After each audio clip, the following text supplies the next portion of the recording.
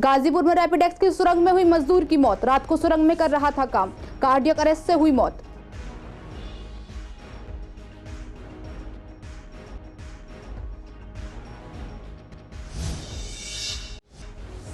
पूर्वी दिल्ली में एमसीडी को इस बार हुई रिकॉर्ड हाउस टैक्स वसूली। केजरीवाल का दावा, लोगों में आप पर है विश्वास। पूर्वी दिल्ली के नेताओं ने कहा, टैक्स बढ़ाकर ज्यादा वसूली।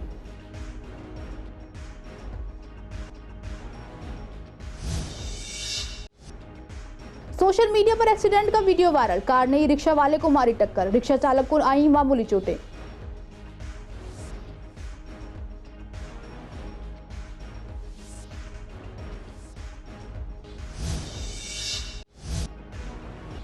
गीता कॉलोनी के बुजुर्ग दंपति को पुलिसकर्मियों ने आग से किया रेस्क्यू। सीसीएन ने की जाबाज पुलिसकर्मियों से बात। एसएचओ सत्यवान ने दी सारी जानकारी।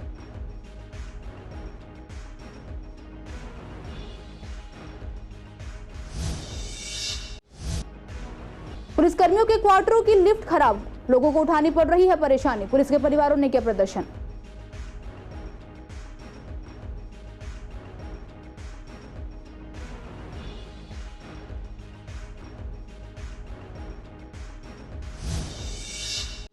नमस्कार, आप देख रहे हैं सीसीएन लाइव। मैं हूं आपके साथ काजल चौधरी। स्वागत है आपका हमारी खास कार्यक्रम पूर्वी दिल्ली खास में।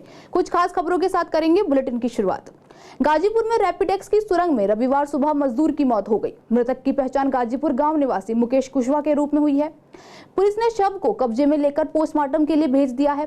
गाजीपुर थाना पुलिस मामले की जांच कर रही है। जिला पुलिस उपायुक्त अमृता गुगलोत ने बताया कि गाजियाबाद के यशोदा अस्पताल से सूचना मिली थी कि मजदूर को मृत हालात में अस्पताल में भर्ती करवाया गया था। डॉक्टर्स ने पुलिस को बताया कि उसे कार्डियक अरेस्ट हुआ था, जिससे उसकी मौत हुई है। रैपिडेक्स के कर्मचारियों ने पुलिस को बताया कि शनिवार रात को मुकेश सुरंग में काम कर रहा था। पुलिस मामले की आगे की जांच कर रही है। दिल्ली में इस बार पहली तिमाही में नगर निगम ने रिकॉर्ड टैक्स वसूली की है। दिल्ली की मेयर शैली ओबरॉय ने एक ट्वीट में कहा है कि इस बार अप्रैल से जून तक का टैक्स कलेक्शन 1113 करोड़ रुपए हुआ है, जो नया रिकॉर्ड है। उन्होंने ये भी बताया कि पिछले साल 30 जून तक 695 करोड़ रुपए की टैक्स वसूली हुई थी। 2021 से 22 में तो यह राशि और भी कम थी, तब 540 करोड़ रुपए प्राप्त हुए थे। उन्होंने ये भी बताया कि इस बार टैक्स देने वालों की संख्या में भी बढ़ोतरी हुई है। इस बार कुल 7.17 लाख लोगों ने टैक्स का भुगतान किया है। टैक्स कलेक्शन से उत्साहित होकर सीएम अरविंद केजरीवाल ने भी ट्वीट किया है। उन्होंने अपने ट्वीट में कहा है कि पहले बीजेपी के वक्त लोग टैक्स नहीं देते थे, उन्हें लगता था कि उनका दिया हुआ टैक्स चोरी हो जाएगा। अब आम आदमी पार्टी की सरकार बनने के बाद लोग खुद ही आगे बढ़कर टैक्स देने लगे हैं। उन्हें भरोसा है कि अब ईमानदार सरकार है और उनका दिया पाई पाई लोगों के विकास पर खर्च होगा। आम आदमी पार्टी के एमसीडी प्रभारी दुर्गेश पाठक ने भी प्रेस कॉन्फ्रेंस में ऐसी ही बात कही है। दूसरी तरफ पूर्वी दिल्ली के बीजेपी नेताओं ने कहा है कि केजरीवाल और आपके नेताओं का दावा ठीक नहीं है। उनका कहना है कि आम आदमी पार्टी के नेताओं ने आंकड़े देते हुए यह नहीं बताया कि इस बार 30 जून तक छूट के साथ टैक्स जमा कराने की दर बढ़ा दी गई थी। पिछले साल तक 15% छूट दी जाती थी, इस बार 10% कर दी गई है। इसके अलावा ग्रुप हाउसिंग सोसाइटीज और महिलाओं के लिए टैक्स में छूट भी कम कर दी गई है। यह वजह है कि इस बार ज्यादा टैक्स कलेक्ट हुआ है। पिछले 3 साल कोरोना के कारण दिल्ली में लोगों की आर्थिक स्थिति ठीक नहीं थी और छूट के साथ टैक्स जमा कराने की तारीख भी आगे बढ़ाई गई थी। पूर्व मेयर श्याम सुंदर अग्रवाल और पूर्व डिप्टी मेयर महेंद्र आहूजा ने इसे झूठा प्रचार कहा है। उन्होंने कहा है कि आम आदमी पार्टी एक बार फिर जनता को भ्रम में डालने की कोशिश कर रही है। फर्स्ट क्वार्टर में जो रहा था वो 540 करोड़ के आसपास रहा था। और अगर हम नंबर ऑफ टैक्स पेयर्स की बात करें तो पिछले सालों के हिसाब से उसके कंपैरिजन से अब जो नंबर ऑफ टैक्स पेयर्स है उसमें भी इजाफा हुआ है। इस बार 2022-23 में जो हमारे नंबर ऑफ टैक्स पेयर्स रहे हैं वो हैं 7.17 लाख, तो लगभग 7.25 लाख के आसपास रहे हैं और जो वो भी पिछले फाइनेंशियल ईयर्स के कंपैरिजन में वो भी बड़े हैं। 15% की रिबेट को घटाकर 10% कर दिया, इससे 5% टैक्स रेवेन्यू बढ़ा। 20% टैक्स आपने पिछले दरवाजे से नई प्रॉपर्टीज के ऊपर बढ़ा दिया, सरचार्ज बढ़ा दिए। इसके बावजूद सवाल ये है कि इतना टैक्स देने के बाद भी क्या विश्वास है कि केजरीवाल सरकार इसको विज्ञापनों पर नहीं उड़ा देगी अथवा कोई शीश महल जैसा नया घोटाला नहीं करेगी? दिल्ली का विकास कब होगा? दिल्ली के कर्मचारियों को, सफाई कर्मचारियों को, शिक्षकों को तनख्वाहें कब समय पे मिलेंगी? ये टैक्स की जो बढ़ोतरी हुई है जनता की जेब पे डाका डाला है। पहले संपत्ति का 30 जून से पहले जमा करवाने पे हम 15% छूट देते थे, इन्होंने 15 से घटा के 10% छूट दी है। हजारों की संख्या में कोऑपरेटिव सोसाइटी है, हम उनको 20% छूट देते थे क्योंकि उनकी सफाई व्यवस्था खुद करते हैं, सड़कें खुद बनाते हैं, लेकिन उसे कोऑपरेटिव सोसाइटी को धोखा देते हुए 20% छूट उनकी खत्म कर दी। जो तीसरा सबसे बड़ा डाका डाला है, जो महिलाएं हैं, महिलाओं के नाम ज्यादा से ज्यादा मकान हो, हमने उनको प्रोत्साहित करने के लिए 30% छूट उनको हाउस टैक्स में देते थे, इन्होंने इसको घटा के 15% कर दिया। ईमानदार सरकार सत्ता में आती है तो उस ईमानदार सरकार की जनता भी बढ़ चढ़कर हौसला बढ़ाती है और उनके कामों में सहभागिता रखती है। अभी तक जनरली ये देखा गया है कि लोग बहुत उत्साहित नहीं होते हैं कि भाई टैक्स जमा करना है, सारी चीज़ें जमा करनी, क्योंकि उनको पता है कि जो चीज़ भी हम जमा कर रहे हैं वो पॉलिटिशियन और नेता लोग मिलकर खा जाएंगे, तो क्या ही फायदा है जमा करने का। कार द्वारा रिक्शे को टक्कर मारने का वीडियो सोशल मीडिया पर एक घातक सड़क दुर्घटना के रूप में वायरल हो रहा है और कहा जा रहा है कि यह वीडियो ईस्ट गुरु अंगद नगर का है, जो पुलिस स्टेशन प्रीत विहार के अधिकार क्षेत्र में आता है। लेकिन इस घटना के संबंध में पुलिस स्टेशन प्रीत विहार में कोई शिकायत, पीसीआर कॉल या एमएलसी सूचना प्राप्त नहीं हुई है। वीडियो का विश्लेषण किया गया और स्थानीय जांच में पता चला कि दुर्घटना कल हुई थी, लेकिन रिक्शा चालक को मामूली चोटें आई हैं और वह मौके से चला गया। यदि घटना के संबंध में कोई शिकायत मिलती है तो उचित कानूनी कार्रवाई की जाएगी। पूर्वी दिल्ली के झील कुरंजा में उस समय हड़कंप मच गया जब अचानक से अचार की दुकान में शॉर्ट सर्किट की वजह से आग लग गई। आग ने देखते ही देखते विकराल रूप ले लिया। आग फैलकर दुकान के ऊपर बने मकान तक पहुंच गई, जिस कारण मकान में रहने वाले बूढ़े दंपत्ति उस आग में फंस गए। जैसे ही पुलिस वालों को इसकी जानकारी मिली, वो फायर ब्रिगेड की 4 गाड़ियों के साथ वहां पहुंचे और बुजुर्ग दंपत्ति को रेस्क्यू करके बाहर निकालकर अस्पताल भेज दिया गया। इस विषय में जब हमारे संवाददाता मोहित शर्मा ने गीता कॉलोनी के एसएचओ सत्यवान से बात की तो उन्होंने बताया कि उनके पास उनके बीट कांस्टेबल की कॉल आई और उन्होंने उनको बताया कि उनके इलाके में आग की कॉल मिली है। जानकारी मिलते ही उन्होंने अपनी पूरी टीम को घटनास्थल पर भेजा। उनसे जब हमने पूछताछ की तो पता लगा कि 2 बुजुर्ग दंपति ऊपर की तरफ गए हैं, तो तुरंत ही स्टाफ को मोटिवेट किया, स्टाफ को बताया कि जितना भी जल्दी हो सकता है इनको निकालना है। इसमें एसआई बिशन जोशी, एचसी गौरव और वह अन्य स्टाफ जिसमें एचसी आदेश, तरुण, कांस्टेबल दारा सिंह, ये लोग साइड से ऊपर पहुंचे हैं। वहाँ से पता लगा कि अंदर से दरवाज़ा लॉक है और दंपति ऊपर नहीं आ सकते हैं, तो दरवाज़ा तोड़ के धुएं में स्टाफ नीचे गया है। अपनी जान की परवाह ना करते हुए उन्होंने उनको दोनों को बाहर निकाला और कंधों पर एचसी गौरव ने जो बुजुर्ग महिला थी उसको कंधों पर डाला और उसको लेके रेस्क्यू किया। लेडीज कपल है जो ऊपर की तरफ गया है, तो हमने हमारे एसएचओ साहब ने बताया कि किसी भी तरह से उन्हें बचाना है, तो हम साइड वाले घर से हमारी टीम ऊपर पहुंच गई और वहाँ जाके देखा तो हमने जो तनेजा वाली बिल्डिंग थी वो काफ़ी ऊंची थी, जो चढ़ने में काफ़ी दिक्कत हो रही थी, तो हमने वहाँ से सीढ़ियों की व्यवस्था करके हम तनेजा वाली जिस बिल्डिंग में आग लगी थी उस बिल्डिंग के ऊपर पहुँच के हमने वहाँ पे शोर मचाया, कोई है। हमने वहाँ से आवाज़ लगाई कि तुम गेट खोल लो, तो उन्होंने कहा हम नहीं खोल सकते, तो हमारे साथ मैंने और साथियों ने मिलकर वो गेट तोड़ दिया जिसकी कुंडी टूट गई और फिर हमने कहा आप ऊपर आ जाओ। जो बिल्डिंग के चारों तरफ से धुआं ही धुआं आ रहा था। सीढ़ी नहीं थी, सीढ़ी नीचे से लेकर आ रहे थे। 6 आदमियों की टीम थी हमारी, कोई सीढ़ी का इंतजाम कर रहा था। कुंडी तोड़ने में हमें बहुत मशक्क़त करनी पड़ी। ऑलरेडी बुजुर्ग लेडी जो थी उसकी कंडीशन ज़्यादा ख़राब थी।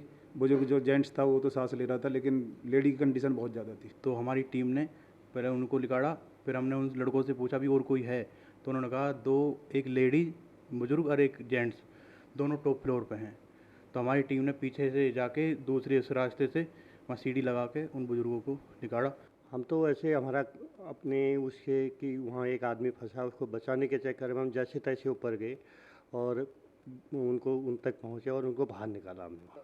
हमारे दिमाग में कोई दिक्कत नहीं थी, बस ये था इन बुजुर्गों को बचाना है, कैसे भी बचाना है।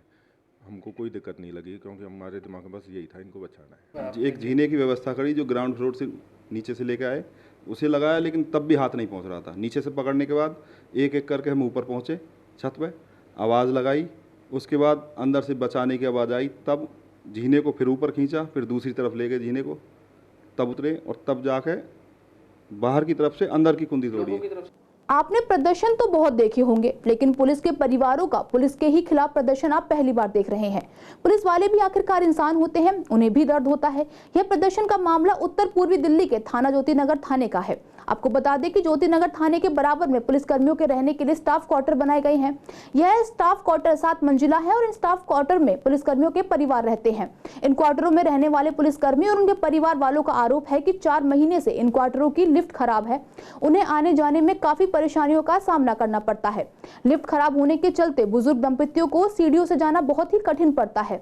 इन पुलिस कर्मियों का आरोप है कि उन्होंने अपने डिपार्टमेंट में कई बार लिफ्ट ठीक कराने के लिए शिकायत भी दर्ज कराई है, लेकिन समस्या का कोई समाधान नहीं हुआ। मजबूरन उन्हें प्रदर्शन करने पर मजबूर होना पड़ा। आप तस्वीरों में देख सकते हैं कि किस तरीके से पुलिस कर्मियों के परिवार महिलाएं हाथों में तख्ती लेकर प्रदर्शन कर रहे हैं। उन्होंने अपने हाथों में ली हुई तख्ती पर लिखा है, कॉलोनी में रहना हुआ नरक, क्या कुछ कहना था और क्या कुछ यह पुलिस कर्मियों के परिवार आरोप लगा रहे हैं। परेशानियां तो ये बहुत सारी है, पर मेन जो समस्या अब चल रही है वो लिफ्ट को लेके चल रही है। लिफ्ट हमारी बहुत ख़राब होती है और जल्दी जल्दी ख़राब हो जाती है, और ये वाली जिसके पीछे आगे मैं खड़ी हुई हूँ ये पिछले 2 साल से कंटिन्यू ख़राब ही है। इसमें क्या होता है, बच्चे फंस जाते हैं लिफ्टों में हमारे, वो घंटों घंटों तक, एक बार एक 8 साल का बच्चा आधा घंटे तक लिफ्ट में बंद रहा। मेन समस्या हमारी यही है कि लिफ्ट की कहीं भी सुनवाई नहीं हो रही, सब जगह चले गए हैं हम, बस आश्वासन दिए जा रहे हैं कोरे हमें। जी शिकायत की है, थाने में भी की है, आगे भी गए हैं, DCP ऑफिस भी गए हैं, लेकिन आश्वासन मिला है सिर्फ, बाकी कार्रवाई कोई नहीं। बात ये है कि यहाँ का जो है, जैसे कि लिफ्ट की जो समस्या हमारे साथ चल रही है वो जल्दी से जल्दी सॉल्व हो जाए। अप्सरा बॉर्डर से लेकर आनंद विहार तक 3 लेन फ्लाईओवर का निर्माण किया जा रहा है, जिसकी वजह से लोगों को कई बार जाम जैसी दिक्कतों से गुजरना पड़ता है। खासकर अब जो लोग सूर्य नगर की तरफ से विवेक विहार या फिर ऋषभ विहार की तरफ आना चाहते हैं, उनके लिए दिक्कतें और अधिक बढ़ गई हैं। जहां ये लोग पहले सिर्फ एक रेड लाइट पार करके इस तरफ आ जाते थे, वहीं अब उन्हें आनंद विहार फ्लाईओवर के ऊपर से यू टर्न लेकर आना पड़ता है, जिसकी वजह से यहाँ जाम की स्थिति बन जाती है। खासकर सुबह शाम ऑफिस आवर्स में इससे काफी परेशानियां होती हैं। तो अब जितनी जल्दी इस फ्लाईओवर का निर्माण होगा, उतनी ही जल्दी यहाँ से गुजरने वाले लोगों को राहत मिल पाएगी। अप्सरा बॉर्डर से आनंद विहार तक के लिए 3 लेन फ्लाईओवर का निर्माण यहाँ पर किया जा रहा है। उन लोगों को यहाँ पर काफ़ी ज़्यादा दिक्कतें हो रही हैं जो लोग सूर्य नगर से विवेक विहार, ऋषभ विहार की तरफ जाना चाहते हैं। उन लोगों को राहत देने के लिए यहाँ पर एक यूटर्न बनाया गया था, जिसकी वजह से लोगों को यूटर्न जो है काफ़ी लंबा पड़ता है, उनको जाने के लिए काफ़ी समय लग जाता है यहाँ पर। इसके लिए लोगों को थोड़ी राहत देने के लिए लोग यहाँ पर चाहते हैं कि कोई ऐसा अलग से रास्ता निकाला जाए जिसकी वजह से उन्हें लंबा यूटर्न ना लेना पड़े और थोड़ा उनको जो शॉर्टकट रास्ता है वो मिल सके, क्योंकि यहाँ पर जाम की स्थिति पैदा हो जाती है। सुबह और शाम के समय पर यहाँ पर जाम बहुत ज़्यादा लगता है। अब जैसे कि आप सभी जानते हैं कि स्कूल खुल चुके हैं दोबारा से, और 1 बजे जब बच्चों की छुट्टी होती है 1 से 2 के बीच में, उस समय यहाँ पर बहुत ज़्यादा जाम लगता है। लोगों को घंटों घंटों यहाँ पर इंतज़ार करना पड़ता है।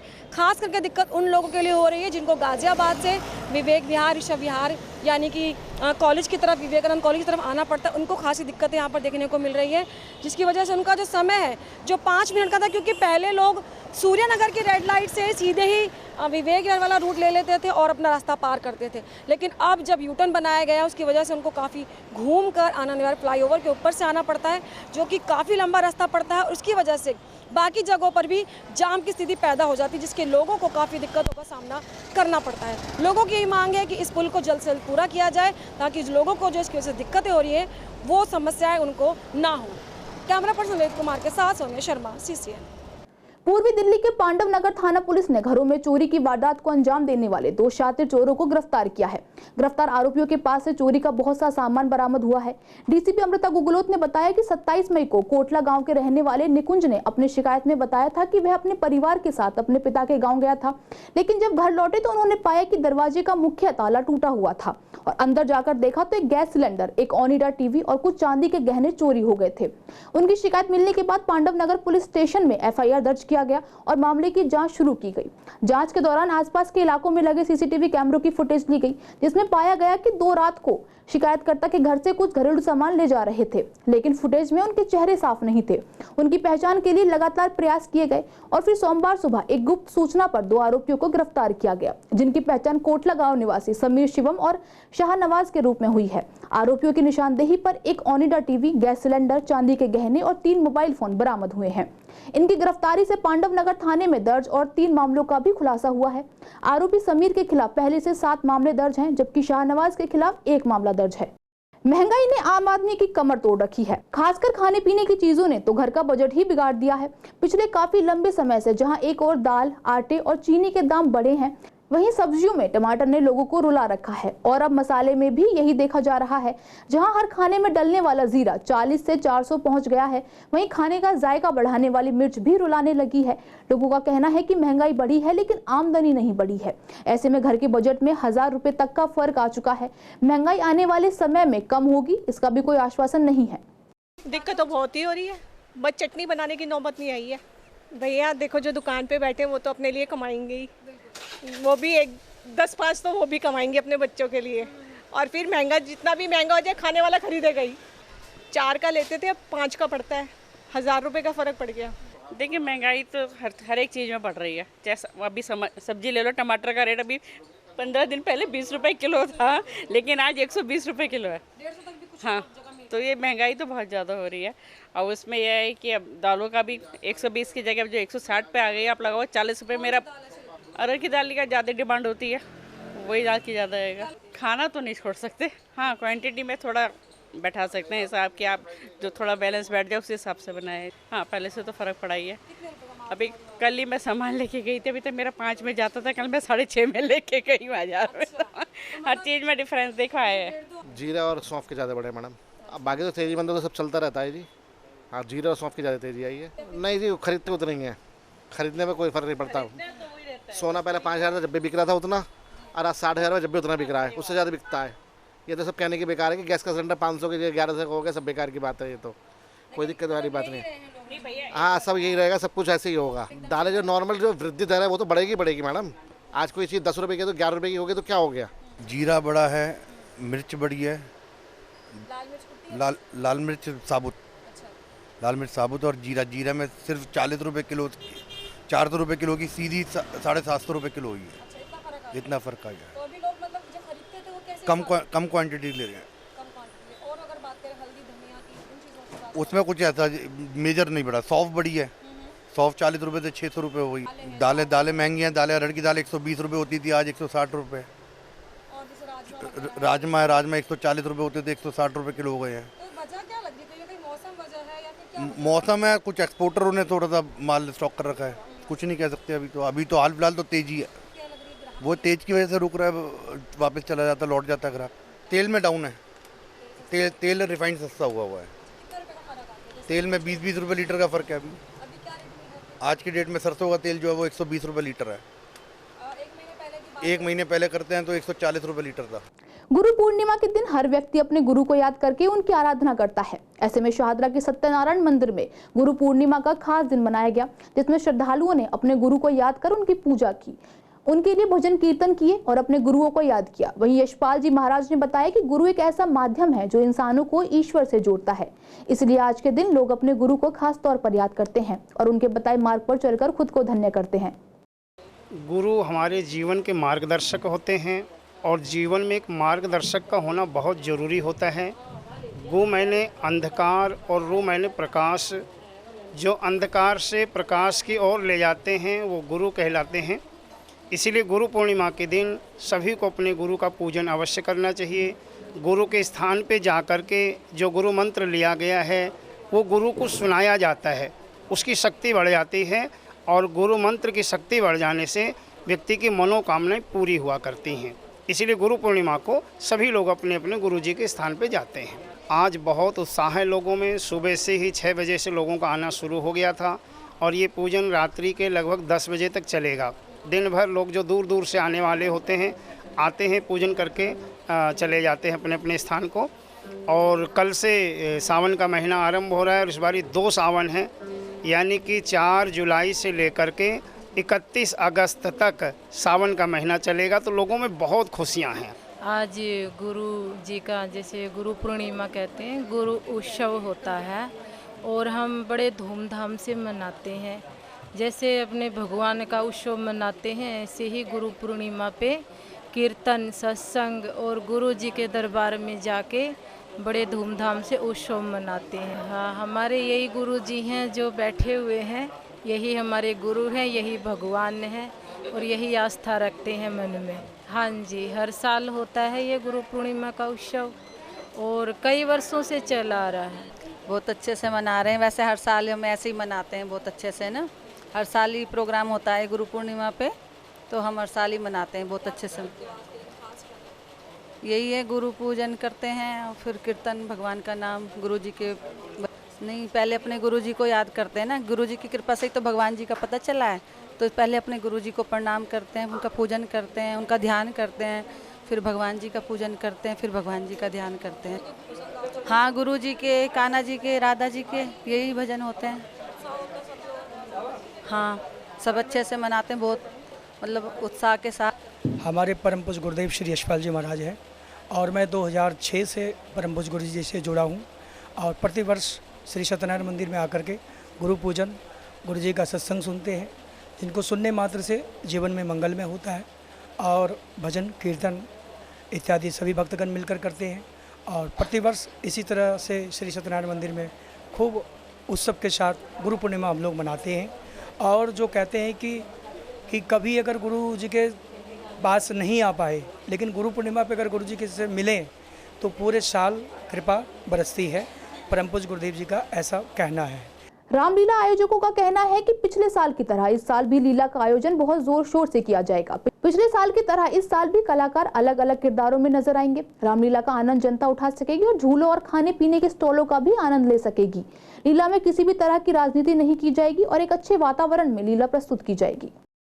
जो पिछले वर्ष कोई ना कोई खामी रह गई, उसको हमने जो है विधिवत जो है ध्यान में रखते हुए उसको कैसे अच्छा करा जाए। और आज हम जो है इसी विषय को लेके बैठे थे और उसमें यही चर्चा आई कि भाई हमारी जो व्यवस्थाओं की दृष्टि से जो 14-15 व्यवस्थाएं हैं, भाई ग्राउंड बुक हो या टेंट की व्यवस्था हो या कैटरिंग की व्यवस्था हो, झूले वगैरह की व्यवस्था हो, बिजली, पानी, ये सारी व्यवस्थाएं सिक्योरिटी की दृष्टि से देखा जाए तो, कैमरेज की दृष्टि से देखा जाए तो, और वैले पार्किंग, जो ये सारी व्यवस्थाएं जो है इस विषय पर चर्चा हुई। हमारा जो सोच ये है कि भाई चाहे आतिशबाजी हो, जिस प्रकार के सरकार की आहारता होती है, उन आहारताओं का जो हम लोग जो है हर वर्ष पालन करते ही हैं, इस वर्ष भी जो है उसी का पालन करेंगे। जैसे सरकार कहती है प्रदूषण का विशेष ध्यान रखा जाना चाहिए, तो हम लोग इस बात का ध्यान रखेंगे। और इसी में प्लास्टिक, सिंगल यूज प्लास्टिक, जिस प्रकार से जो वर्तमान में चल रहा है, कहीं ना कहीं लापरवाही हो रही है, उस लापरवाही को भी जो है हम अपने सभी बंधु बांधव जो भी हैं, मेरे बड़े भाई राम भाई जी भी हैं, सुरेंद्र भाई भी हैं, हम इन सबसे यही चर्चा कर रहे थे कि इस तरफ जो ध्यान देंगे कि सरकार की अगर जो सोच है वो हमारे जीवन के लिए ही है। श्री बालाजी रामलीला कमेटी की हमेशा यही कोशिश करती है कि हर वर्ष कुछ ना कुछ नया जोड़ा जाए और लोगों में संदेश जाए कि इस साल हम लोग समाज के ऊपर क्या अच्छा कर सकते हैं। इस बार सरकार का उद्देश्य है कि यूनिवर्सल सिविल कोड जो आ रहा है, सबके लिए एक कानून। हमारा जो प्राचीन इतिहास रहा है इस देश में, हर एक के लिए एक कानून का रहा है। चोर था तो चोर को वही दंड मिलता था, वो किसी भी जाति का हो, किसी भी संप्रदाय का हो। और इस बार हम इस रामलीला में ये कोशिश करेंगे उस रूप को दोहराया जाए और दिखवाया जाए लोगों को कि एक कानून, एक देश, सबके लिए। सरकार द्वारा निर्देशित जो भी इसमें मापदंड रहेंगे, जैसे ग्रीन पटाखे हैं, उनकी हाइट है, उनका आवाज का डेसिबल पॉइंट है, वो जैसे सरकार की निर्देशित गाइडलाइन होंगी, हम उनके थ्रू ही इस सब कार्य को करेंगे। गांधीनगर पुलिस टीम कैलाश नगर मोहल्ला क्लिनिक के पास इलाके में गश्त कर रही थी, तभी अचानक दोपहर को उन्होंने एक हंगामा सुना। एक व्यक्ति भाग रहा था और दूसरा उसके पीछे भाग रहा था और उसे पकड़ने के लिए चिल्ला रहा था क्योंकि उसने उसका मोबाइल फोन छीन लिया था। सतर्क बीट स्टाफ ने तुरंत उसे पकड़ लिया। इसी बीच शिकायतकर्ता छविनाथ भी वहां पहुंच गया और बताया कि जब वह रेलवे लाइन के पास से शौच करके लौट रहा था तो आरोपी ने उसका मोबाइल फोन छीन लिया था। शिकायतकर्ता के बयान पर एफआईआर दर्ज कर जांच शुरू की। पूछताछ करने पर आरोपी की पहचान शाहरुख के रूप में हुई। आरोपी ने खुलासा किया कि उसे आने वाले त्योहार के लिए पैसे की जरूरत थी, इसीलिए उसने रेलवे लाइन के पास किसी को लूटकर भीड़ भाड़ वाले इलाके से भागने का फैसला किया। उससे चोरी का मोबाइल फोन भी बरामद कर लिया गया। हालांकि सतर्क बीट स्टाफ ने उनकी योजना को विफल कर दिया। गर्मियों की छुट्टियों के बाद आज से कई स्कूल खुले हैं। इसी बारे में जब हमारे संवाददाता मोहित शर्मा ने स्कूल के बच्चों से बात की तो उनका कहना था कि उनका पहला दिन बहुत अच्छा रहा। उन्होंने अपने दोस्तों से अपनी छुट्टियों के बारे में बातें की और स्कूल की तरफ से जो उन्हें हॉलीडे होमवर्क मिला था उसे भी बहुत अच्छी तरह से पूरा किया है।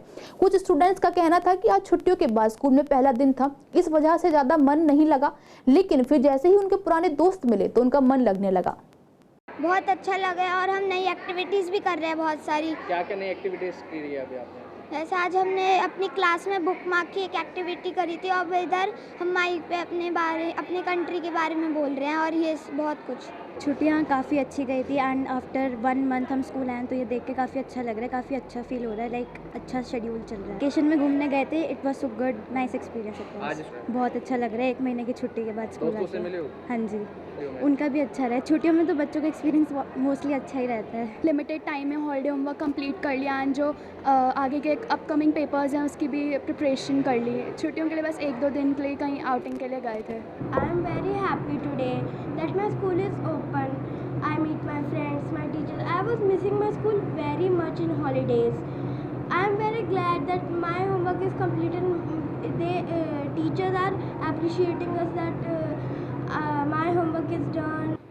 जब मेरी छुट्टियाँ चालू हुई तो मुझे काफ़ी अच्छा लगा, पर बहुत गर्मियाँ थी उस टाइम तो हम ज़्यादा कहीं बाहर जा नहीं पाए। मैं अपने नानू के यहाँ पे गया। I spend 2 weeks there. तो जैसे ही हम वापस आए मैंने अपना हॉलीडे होमवर्क चालू करना पड़ा। दोस्तों से मिलके काफ़ी अच्छा लगा और आज काफ़ी गर्मी है तो बहुत गर्मी लग रही है आज काफ़ी। तो कुछ क्या टाइम टेबल चेंज हुआ कुछ? हाँ, काफ़ी टाइम टेबल चेंज हुआ। बच्चों के चेहरे बहुत खिले हुए थे, बच्चों को लग रहा था हम किसी कैद से बाहर निकल के आए हैं। फिर पर्सनली मैंने राउंड भी लिया और बच्चों से मिली तो उन्होंने कहा आपने स्कूल ही क्यों बंद किए? हम घर में बहुत परेशान थे, माँ बाप की गिरफ्त में थे, चारों तरफ बाढ़ आई हुई थी, चारों तरफ त्राही थी। पेरेंट्स असमंजस में थे कि हम इन्हें कहीं घुमाने ले जाएं या नहीं। और ज़्यादा बात होती तो केदारनाथ या मनाली या वैष्णो देवी, जहाँ की रश था वहाँ मैंने छुट्टी से पहले से बच्चों को बताया था जहाँ रश होता है वहाँ नहीं जाना चाहिए। तो मेरे बच्चे बड़े आज्ञाकारी, उन्होंने वहाँ रुख ही नहीं किया, लेकिन बच्चे थोड़े से नाराज़ रहे पेरेंट्स से।